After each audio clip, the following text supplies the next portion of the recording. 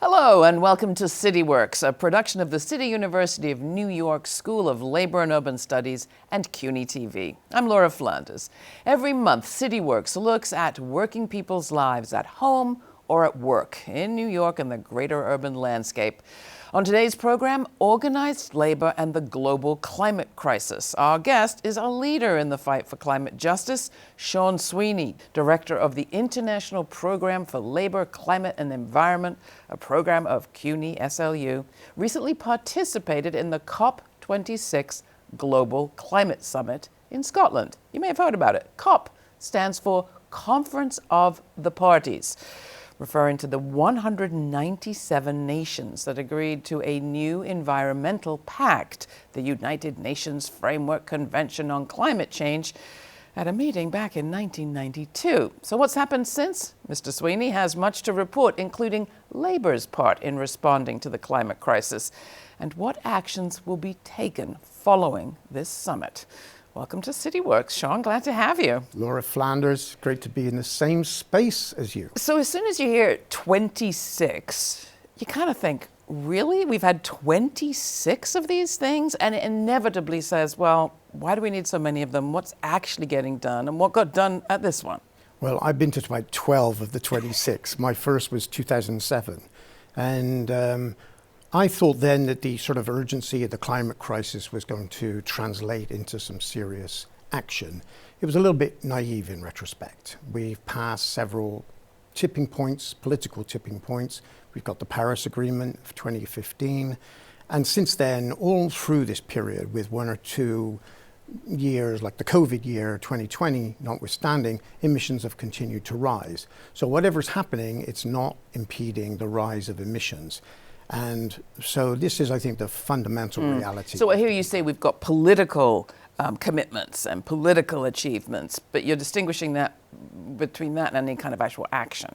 Well, if you think the Paris Agreement was one big compromise, it basically said countries should show us what they can do. There's no obligation, except a moral, perhaps, and a social obligation, but there's nothing to prevent countries from not reaching their targets.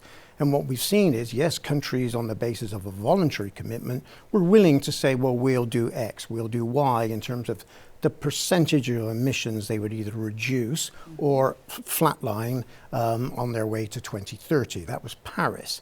6 years have gone by. Most of the major economies continue to increase their levels of emissions, and globally that's adding up to a failure from the point of reaching the commitments. So what did those who gathered at COP26 in Glasgow do, and what were they called upon to do? And then we need to talk about who was actually able to be there. Well, it went to, there's a case of sort of collective denial in some respects, because countries were told by the United Nations Framework Convention back in late 2015 to go back and come back with more ambitious targets. They basically tallied up what was called the nationally determined contributions in 2015 and said, even if all of these commitments are met, we're still going to raise emissions to 2030 and beyond, when we should be reducing emissions. So please come back 5 years from now with stronger targets. 5 years became 6 years because of COVID. Stronger targets were delivered, but it hasn't answered the fundamental question, is what is going to stop a repeat of the failure of the Paris targets being met? So countries, many of them, 150, have submitted more ambitious targets, including China, India, the United States. The major emitters have done so. Well, targets are all very well, but what about actually changing something? Well, this is where you get to the fundamentals of the dynamics of the system. It's easy to say, well, it's capitalism, stupid. It is. But how do you address the dynamics of growth and accumulation, which comes with a rise in energy use? Every year, energy use rises sort of on an average year between 2 and 3% a year. It's getting slightly more efficient, the use of the energy, but it doesn't stop the fact that there's more and more coal, oil, and gas being burned every year. Year on year, it increases almost without exception. So that's what we've got to confront, and that's the major political task. Now, when they say it's capitalism, I mean, obviously it is, and when you think of capitalism, you think of private business, and well, it's hard for corporations, I mean, for governments perhaps to police corporations, but there is an awful lot that governments can do. And Joe Biden right now is tying some of his climate work to the purchases and procurement that federal and I think he's hoping it'll be public agencies across the board will adopt. And get all credit to him, he's also tying it to labor, unionization. What else can governments do? And just to underscore it, I mean, are there any countries around the world that are doing well, saying we're only going to buy electric cars for our sector, or we're only going to purchase from unionized plants that are green? Well, that's a couple of questions. I'll try to Yeah. unpack them. I mean, the Biden commitment signifies a shift at the global level. It's not just in the United States. There's a sort of a recognition, without being explicitly stated, that the initial approach, which was to mobilize the private sector, to convince private investors that there was a big money to be made out of addressing the climate emergency, that was the biggest policy failure ever in world history, in my view. Was that a failure to try, or failure to be heard? It was an assumption that comes out of the whole, don't want to be overcomplicated about it, but the whole neoliberal agenda in the early 90s was the market can do nothing wrong and governments could do nothing right. So they said, well, look, what we'll do is we'll have incentives for low carbon solutions, and we'll have a tax on carbon emissions. So those two, one was called a stick, the tax, or a carbon price is a tax essentially, and the carrot was incentives for renewable energy, battery storage, etc. That has been a terrible failure. The levels of investment have not been mobilized. So what governments are doing now, and the Biden administration would be one of them, is saying, how do we de-risk investment? In other words, how do we get private companies to commit large volumes of money? But we know, or governments know, the only way they're going to make that commitment if they're guaranteed a return on investment. So this looks like governments accepting that the market is not delivering, but it's actually, in many ways, more dangerous because it's leading to a transfer of public wealth over to private corporations in the name of protecting the climate. Oh, so talk more about that. I mean, I thought it was kind of noteworthy that even this morning as I was driving in my non-electric car, I have to admit, but it's very old. And next time it will be an electric car when I'm paid more, maybe. I'll forgive you, many won't. I heard the Labor Secretary talk about maybe we need a little industrial planning. And I don't think I've heard those two words together coming out of a cabinet secretary for as long as I can remember. No, it's very significant. I think, honest people, regardless of their ideology perhaps, must look at the climate crisis and say, what we've done for the last 30 years is not a problem of lack of political will or lack of ambition. It's a policy problem that we rely on private investment and the profit motive. That, when you take that out of the equation, it actually opens the door for real planning, which doesn't exist under the sort of late capitalist reality of quick returns and press releases and trips to Mars. So even just to unpack it, it's super basic, but if we want to have fewer emissions 10 years from now, there are things we need to do now, and government can play a role in setting us on that course, and not just asking people to follow it, but partnering them in following it and incentivizing them by agreeing to buy stuff, to pay for stuff. That's right. Right? Well, one of the good things about the Green New Deal narrative is it actually asks us to look back in history and say, what was it about the New Deal that was so successful? One of it was the Rural Electrification Administration. It electrified Middle America. And it was such a huge success that it became replicated all over the world. If it wasn't for public energy, suspending the profit motive, the world would be in darkness, or large parts of the global south and many parts of the global north maybe would be in darkness. So this approach, which is government intervention, planning, mobilizing technologies, yes, you can procure from private suppliers, but you don't have to purchase, don't have to enter into a 30-year contract buying electricity from a renewable energy company. That's not the way to go. Buy a windmill, buy some solar panels, sure. But that means the government, that becomes public assets that then generate clean energy. It's not as simple as that, but that's the fundamental, I think, point that needs to be And driven home. that's not where we're not quite there yet. We're still buying, not building. Well, at the moment, you'll see that there's still a faith in the idea that private renewable energy companies, for example, will make their money, will invest if they can make money on the sale of electricity. Mm-hmm. But that is, there's a lot of complicated pieces to this. But the problem with that is you have to have a situation where electricity markets are not volatile. In other words, they need to know what they're going to get. Mm-hmm. Otherwise, they're not going to commit hundreds of millions, if not, trillions of dollars in principle to the energy transition. Now, you wrote a paper about much of this in which you actually point quite a scary finger at the renewable energy companies and say that they are playing a role turning workers against action on climate change. Can you talk about that? Well, first of all, they didn't create the system. They didn't create the rules, but they are protecting their own intellectual property. Only 4 or 5 countries produce most of the wind turbine generators and the blades. Only 2 or 3 countries totally dominate the solar market, and they don't want to keep it that way. So if someone comes along and says, oh, well, I just came back from Cape Town in South Africa, South African government or the unions, which is their position at the moment, says, well, we'd like to develop a solar industry here or a wind industry here in South Africa. Will you help us? They would say no. But there's a lack of industrial capacity to reach the climate targets. So this has to be resolved on the basis of a global public goods approach. So that's fascinating. So one of the great things about these conferences, whether they accomplish anything else, is that people come together from all over the world. Now, there were real challenges for people to come to Glasgow in the middle of the pandemic with the rise of variants and so on. There was a lot of criticism about particularly who from civil society was able to be there. Can you talk a bit about what happened outside the halls and maybe the roles that unions played? And then I'd love to hear a little bit about how you see the international worker scene on this issue. Well, we got around some of the problems with the South non-participation by using technologies, and that helped. And we also did bring 1 or 2 people from the Global South, from unions in the South. But I think it raises a question, what would the South say if it was in the room?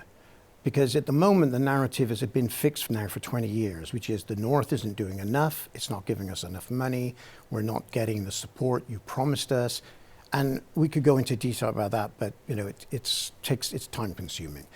What unions, I think, are trying to do in this is they realize that the decarbonization is a top priority. They understand, the working class are the ones that are going to be affected the most, and particularly the working class of the South. Poor and working people are going to suffer the most. So they understand it's a priority. They also understand, or beginning to understand, that there's been a massive failure at the level of policy, and they hope to push for a new pro-public approach, signs of which are expressing itself at the global level. Around actually the call for a global public goods approach to vaccinations, for example. This has become now quite compelling. Looking at the situation where some of the countries of the global South have only 6% vaccination levels. Why? Because of vaccination apartheid. So I think this has opened up a debate about, well, if a global public goods approach works for vaccinations, why can't it work for low, carbon reducing technologies? Why do we have to have private markets to drive those things? And why can't it be done through public investment? And is this just you asking this question? No, I don't think so. I think, many years ago, almost a decade ago, with the project we have at SLU, Trade Unions for Energy Democracy, we started advocating for control over public energy, reclaiming over energy, in order to drive a planned transition to a low carbon future. It was considered mission impossible then. It's not considered mission impossible now. And so there is growing support for this approach, and that's what we were doing in Glasgow. We were advocating alongside the Scottish Trade Union Congress and other unions, the French energy unions in FNME, CGT, and a bunch of other unions are rallying around a public energy pathway. And we adopted a program called the Trade Union Program for a Public Low Carbon Energy Future, which has got a lot of unions signed on already. And that's a step in the right direction. And do you think we're going to be able to bring along former coal miners and those who've been making their livelihoods perhaps for decades, generations, in the carbon economy? Well, I think we can. I think that again, we have to get away from this market narrative, because it's not that we're going to end fossil fuels in the next 10 years. This is not possible technically. I mean, this is some of the things we have to face up to, that there are huge challenges with turning a fossil-based energy system into one that doesn't generate emissions.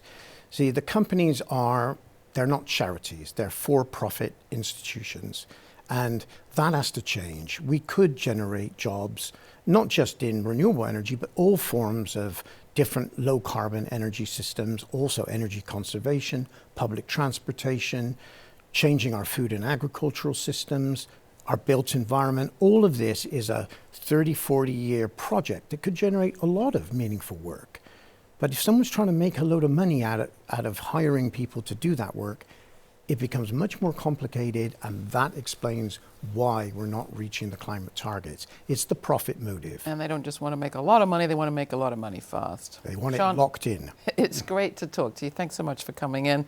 We're going to take a short break. When we return, we will share some excerpts from COP26. We'll be right back. The CUNY School of Labor and Urban Studies is the 25th and newest school under the CUNY umbrella. Dedicated to public service and social justice, the CUNY School of Labor and Urban Studies offers undergraduate and graduate degrees in the areas of labor studies and urban studies, and certificate programs in labor relations, public administration and public policy, healthcare policy and administration, and community leadership. We pride ourselves on being an institution that brings together activists and academics. Find out more at slu.cuny.edu. Organized labor groups from around the globe were present at COP26, the 2021 United Nations Climate Change Conference in Glasgow, and they spoke quite fervently about labor's role in building a just transition to a climate-safe and equitable economy. Check it out. Workers around the world are living the impact of climate change that's getting worse year after year. Droughts, floods and heat waves are affecting lives and livelihoods. 40 years of privatisation and marketisation has led to broken communities, economic inequality and environmental injustice on a planetary scale. We need a just transition based on full employment, high-quality public services and unionised jobs. We want guarantees from the rich countries to deliver the climate finance that they promised in 2009. This shameful situation must end. And we also want more money for climate adaptation and a finance mechanism for loss and damage.